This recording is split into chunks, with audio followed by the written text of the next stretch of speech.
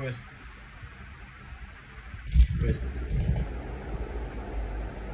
we're going to get the motherboard off from the phone by removing the screen as I did.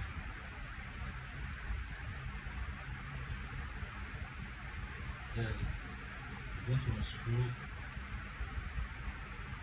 all the screws, and from that you remove the motherboard. So here's the motherboard of the iPhone X. Then you remove the charging system. There's a whole set of charging system. It comes with a mic and the cable that goes straight to the motherboard. We're going to take it off.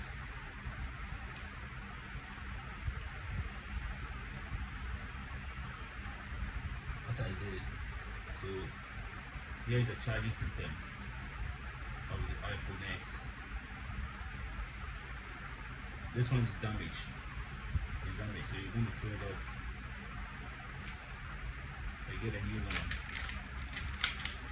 So this is a new one of the iPhone X. You can see there's a cable